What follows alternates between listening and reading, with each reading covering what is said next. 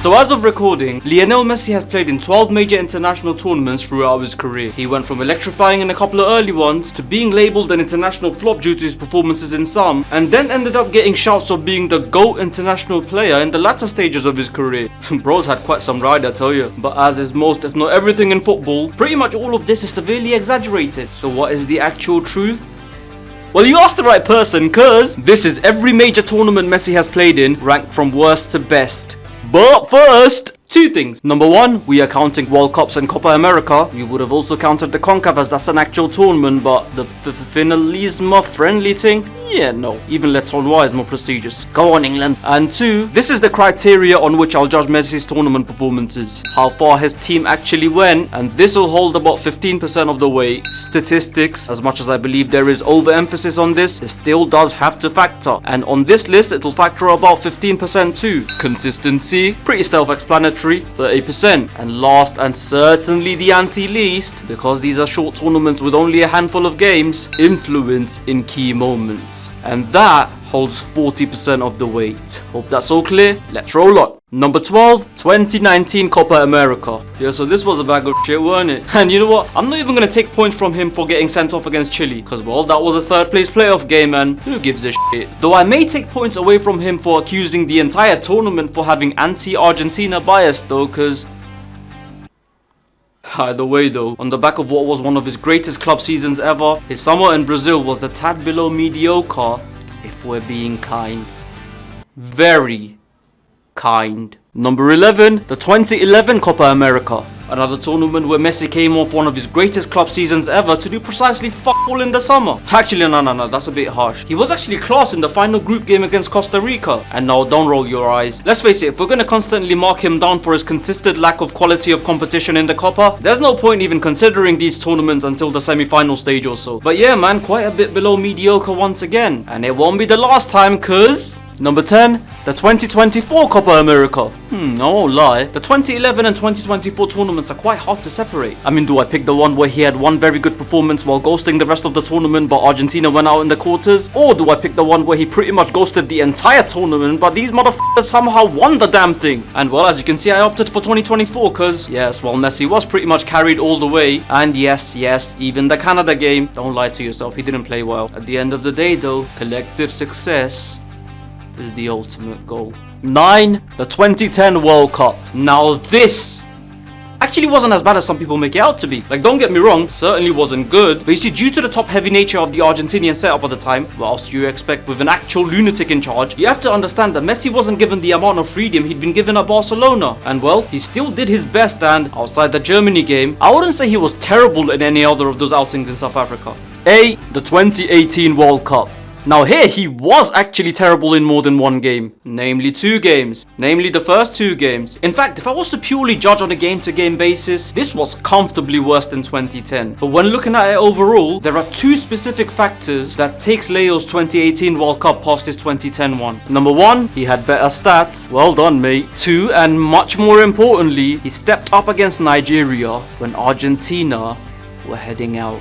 Number 7, the 2006 World Cup. Now, while some of you may raise your eyebrows at Messi's very first major tournament, for which he was a substitute for the vast majority of it, being relatively high, well, not only did he score in his debut and did pretty well in the dead rubber against Holland, you have to consider the balance. Because while there was less of the good in 06 as he had fewer chances, it also means there was less of the bad. Also, this may just be my weird way of judging, but the Argentinian fans were actually pissed that he didn't get on in the quarterfinal against Germany. They genuinely believed that a 19-year-old could have potentially saved them from elimination at the hands of the hosts. Now, I'm not saying he would have, but I'm saying that matters. Number 6, the 2007 Copa America.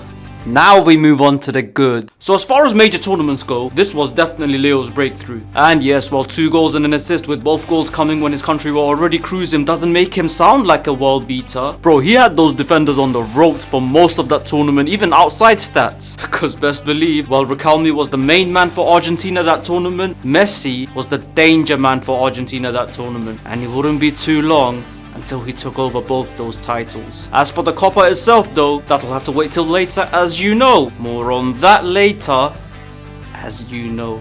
Number 5, the 2014 World Cup. Now this is where it gets kind of hard to strictly follow the criteria outlined, because as you saw, I value consistency pretty highly, and yet I'm ranking Messi's 2014 World Cup pretty highly despite it being pretty highly inconsistent. So why am I doing that? Well, when he was good that tournament, he was bloody good. Scoring in every single group stage game, including dragging Argentina through the terribly tedious but tiring and tough tie-in overtime versus the tentative and tiny in terms of talent but tremendously tenacious and tactically tidy team Melli. To tell you the truth, the Albiceleste only really got out of the groups on the back of Mascherano's solid work as well as Messi's magnificence. And while he did admittedly take a bit of a backseat in the knockout stages as names like Di Maria stepped up as usual, the impact by then was already made. Number 4, the 2022 World Cup. Man, not gonna lie, it's actually pretty hard to separate Leo's two best World Cups. They were both pretty inconsistent, but with far more good than bad. The difference? Well, there are two. Number 1, while 2014 was inconsistent in the sense that it was basically a tournament of two halves, as in he was amazing in the group stages and largely anonymous in the knockouts, 2022 was more of a game-to-game and half-to-half inconsistency, as in he only seemed to come to life when Argentina were put ahead by a dodgy penalty decision or a goal by a teammate. And number 2, and this is what ultimately gives 2022 the edge over 2014, he won the damn thing! And yes, while I believe giving him the player of the tournament as well as the 2 subsequent Ballon d'Ors, was it? Or was it the other thing? Doesn't matter either way. But yeah, all that is basically a long-running practical joke. No one can actually claim Messi had a bad tournament. He was good. Very good, in fact. And hey, no matter how anyone else rates it, if you ask him, I'm pretty sure this is number 1 with a fucking bullet. And while he himself may point to this particular moment as the finest of his campaign, and also probably his career, and maybe even life, for me it was this, the goal against Mexico. Now that was legendary. Number 3, the 2015 Copa America.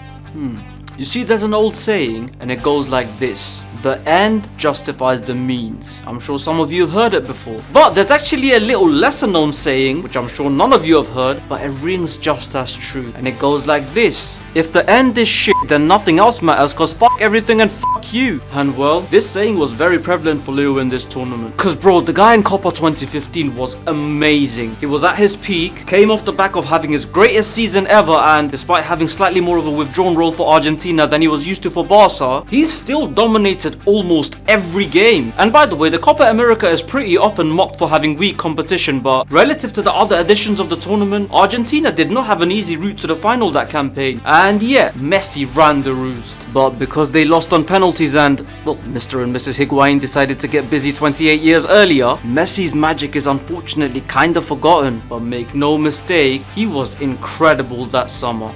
And next summer, cause number 2, the 2016 Copa America.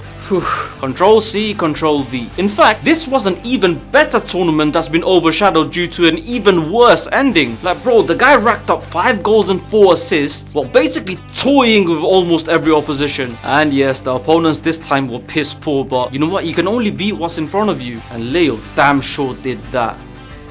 Right up until the final. And like I said, because of that one moment, all this is so unfairly overlooked. But still man, just go back and watch some of those games. And if you do and still try to argue that Messi in 2022 was better than 2015 and 16, then well, I'll tell you, you're a different type of person. I'm being nice. And putting the caliber of opposition aside for a second, with the combination of statistics and game-to-game consistency, had he actually won the tournament in 2016, man, it would have been stuff of legend. But as it turned out, he had to wait a few more years to have that tournament. More specifically, he had to wait 5 more years to have that tournament. More specifically, he had to wait until number 1, the 2021 Copa America, to have that tournament. Said it before and I'll say it again. This is the tournament Messi fans think he had in 2022. And genuinely, had he not ghosted the final, Messi's 2021 Copa America may have been as close to perfect as you can get. He mesmerized, he dominated, he stamped his mark in almost every game. Simply put, this was the latter day Messi at his absolute best. And that is that. Agree or disagree, beats indifference. Once again, don't forget to like, comment and share, and of course, subscribe. Till next time, you keep rolling.